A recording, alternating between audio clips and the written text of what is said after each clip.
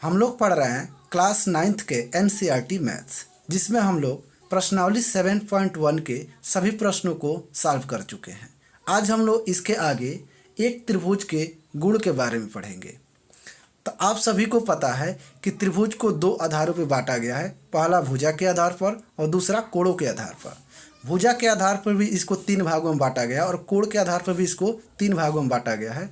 तो भुजा के आधार पर इसको 3 बराबर भागों में बांटा गया है इस प्रकार, समबाहु त्रिभुज में और समद्विबाहु त्रिभुज में और विषमबाहु त्रिभुज में।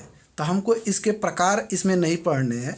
इसमें का एक प्रकार है समद्विबाहु त्रिभुज, उसके कुछ प्रमेय के बारे में हमको पढ़ने हैं। अगर इन सब के बारे में आप पढ़ना चाहते हैं तो इसका एक सेपरेट वीडियो हम बना चुके हैं, वहाँ से जाके आप देख सकते हैं। उसका लिंक डिस्क्रिप्शन में मिल जाएगा, क्लिक करके वहाँ पे जा सकते हैं। चलिए हम लोग बात करते हैं इससे संबंधित समद्विबाहु त्रिभुज से संबंधित प्रमेय की। तो हमारा प्रमेय नंबर फर्स्ट है अर्थात 7.2 है कि एक समद्विबाहु त्रिभुज की बराबर भुजाओं के सम्मुख कोण बराबर होते हैं। अर्थात इसमें यह कह रहा है कि एक समद्विबाहु त्रिभुज के बराबर भुजाओं के सम्मुख कोण बराबर होता है। अर्थात इसमें यह बात कहा कि ये समद्विबाहु त्रिभुज की जो बराबर भुजा हैं इसके सम्मुख कोण यही दो कोण मिल रहे हैं, यानी यह कोण और यह कोण बराबर होगा। ये तब होगा संभव है जब ये दोनों भुजाएं बराबर होगी। तो इसी को हमको प्रूफ करना है। तो चलिए इस प्रश्न को इस प्रश्न कर रहे हैं, इस प्रमेय को प्रूफ करते हैं। तो इस प्रमेय को प्रूफ करने के लिए हम यहाँ पर लिख लेते हैं सबसे पहले प्रूफ। इसको प्रूफ करना स्टार्ट करते हैं। तो इसमें देखिए, आपको सिर्फ इसमें एक ही चीज़ दिया है कि इसमें यह दोनों बराबर है, इसके अलावा कुछ भी नहीं दिया है। तो यहाँ पे सबसे पहले जो दिया है उसको हम लिख लेंगे। तो यहाँ पे दिया है,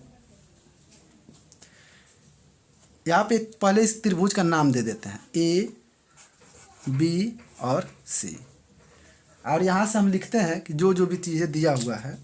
तो यहाँ से दिया है हमारा AB बराबर AC, यह दे दिया है। और यहाँ से अब इसके अलावा कुछ नहीं दिया है, लेकिन हमको जो है कि इसमें एक रचना करनी पड़ेगी। तो रचना हम लोग कर लेते हैं। रचना यह करना होगा कि इसका कोण A का समद्विभाजक से हम एक रेखा खींच देते हैं, रेखाखंड खींचते हैं। तो इसका समद्विभाजक हम कर देंगे। तो यहाँ से समद्विभाजक कर देते हैं। जब इस कोण A का समद्विभाजक करेंगे तो ये दो पार्ट में बट जाएगा, इसमें और इसमें। इसका मतलब जब समद्विभाजक करेंगे तो ये एंगल और ये एंगल दोनों आपस में बराबर हो जाएगा। और यहाँ पे मान लेते हैं कि D पर काटता है। तो इस हिसाब से एक एंगल हमको और मिल गया, कौन सा, BAD, यानी BAD बराबर यहाँ से CAD। यानी हमको दो चीज़ें अब पता चल गई। तो इसमें चूंकि रचना किया गया है तो आप चाहे तो यहाँ पर लिख सकते हैं रचना के चरण में कि A से BC पर एक A को समद्विभाजित करते हुए BC पर एक बिंदु से AD को मिलाया, यहाँ पे कर सकते हैं। चलिए अब यहाँ पे सिद्ध करना है, उसको देखते हैं। इस प्रमेय के हिसाब से हमको सिद्ध करना है कि यह एंगल इस एंगल के बराबर है। तो इसका नाम है AB, लिख देते हैं कोण B बराबर कोण C, ये सबसे बेहतर होगा। कोण B बराबर कोण C, यहाँ पर ठीक से लिख देते हैं, कोण B बराबर कोण C, यह हमें प्रूफ करना है।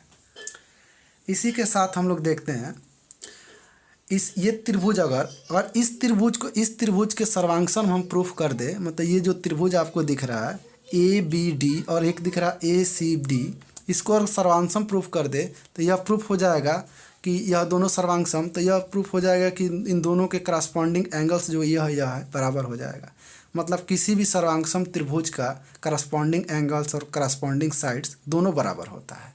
तो इस हिसाब से हम कर देंगे। तो लिखेंगे कि त्रिभुज ABD तथा त्रिभुज ACD में, मतलब दो त्रिभुज ले लिए हैं ABD और त्रिभुज ACD में। इसमें हम क्या करेंगे, AB बराबर AC, यहाँ पे AB बराबर जो AC दिया है पहले लिख लेंगे कि AB बराबर AC दे दिया है। तो लिख देंगे कि दिया है। यहाँ पे चूंकि उपपत्ति हम कर रहे हैं इसलिए यहाँ पे उपपत्ति डाल देंगे। अब यहाँ पे एक चीज़ अभी हमने प्रूफ किया कि यह जो है कि बराबर है, यानी BAD एंगल जो है BAD बराबर CAD। लेकिन आप यहाँ से ध्यान से देखिए, ये जो त्रिभुज है, दोनों त्रिभुज का तो यह जो भुजा हमने डॉट डॉट जो दिखाया ये दोनों का तो एक ही है। इसका मतलब इन दोनों का उभयनिष्ठ भुजा AD कहलाएगा, यानी AD बराबर AD हो जाएगा। अब इसमें हम देखते हैं कि कौन सा सर्वांग समता लग रहा है। तो ये देखिए, भुजा भुजा के बराबर है, मतलब साइड साइड के बराबर है, एंगल एंगल के बराबर है, साइड साइड के बराबर है, मतलब साइड एंगल साइड लग रहा है। यस ए यस प्रतिबंध से यह प्रूफ हो जाएगा। तो लिख देंगे अतः त्रिभुज ABD सर्वांगसम त्रिभुज ACD। कौन सा नियम लगा है उसको भी लिख लेते हैं। हमारा नियम लगा है यस ए यस रूल। तो लिख देंगे यस ए यस रूल। तो ये दोनों त्रिभुज जब सर्वांगसम प्रूफ हो गया तो अभी हमने बताया कि करस्पॉन्डिंग पार्ट्स भी बराबर हो जाएंगे, यानी कोण B जो होगा कोण C के बराबर हो जाएगा CPCT से। इस प्रकार हमने इसको प्रूफ कर दिया, कोण B बराबर कोण C। अब इसके आगे हम लोग इसके दूसरे प्रमेय को पढ़ते हैं।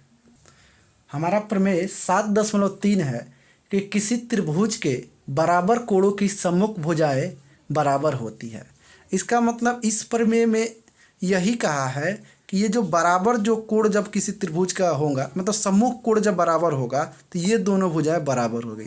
मतलब उस पिछले वाले प्रमेय के बिल्कुल उल्टा है। उस प्रमेय में कहा गया था कि ये दोनों भुजाएं जब बराबर होंगी तो यह कोण बराबर होंगे, और इसमें यह कहा गया है इसमें कि दोनों कोण जब सम्मुख कोण बराबर होंगे तो उनके सम्मुख भुजा भी क्या होगी, बराबर होगी।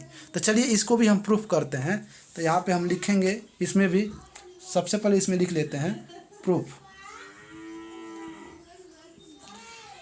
यहाँ पे लिख लेंगे हम प्रूफ, और उसके बाद से प्रूफ करेंगे। चलिए हम थोड़ा सा ऊपर लिख लेते हैं, यहाँ पे लिख लेते हैं प्रूफ। प्रूफ में सबसे पहले पता है कि हमको तीन स्टेप फॉलो करने पड़ते हैं। पहला दिया है, सिद्ध करना है, उपपत्ति। तो इसमें ध्यान देंगे AB बराबर ये AC प्रूफ करना है, मतलब ये दिया नहीं है, और ये कोण B और कोण C दिया हुआ है। तो यहाँ पे जो दिया है उसी को लिखेंगे, यानी कोण B बराबर कोण दिया है। अब एक चीज़ ध्यान देंगे, इसमें भी हम लंब खींचेंगे, यानी कोण A का समद्विभाजक करेंगे। तो जब कोण A का समद्विभाजक करेंगे इसका मतलब यह एंगल इस एंगल के बराबर हो जाएगा। तो जैसे उसमें लिखे थे कि BAD बराबर CAD, इसमें भी लिख देंगे।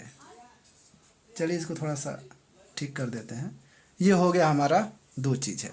अब जो सिद्ध करना है उसको लिख देते हैं, यानी प्रूव दैट, सिद्ध करना है। सिंपल सी बात है, सिद्ध करना AB बराबर AC। तो लिख देंगे कि AB बराबर AC, ये सिद्ध करना है। ध्यान दें, इसको घेर दिए हैं, इतना प्रूफ करना है। अब हम चलते हैं प्रमाण की तरफ।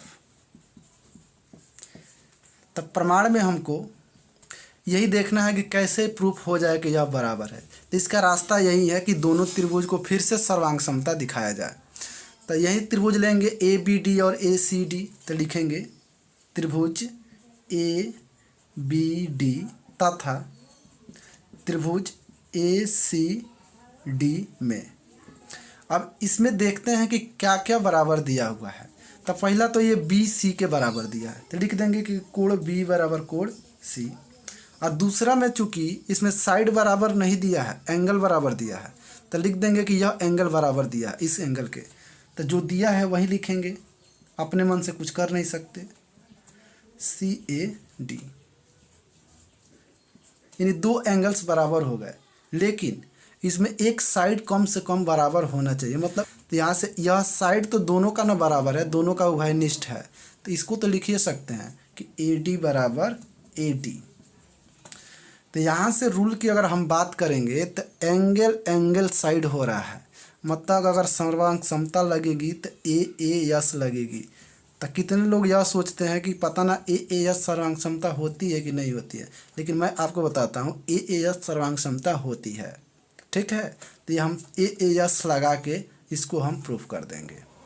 तो यहाँ से लिखेंगे अतः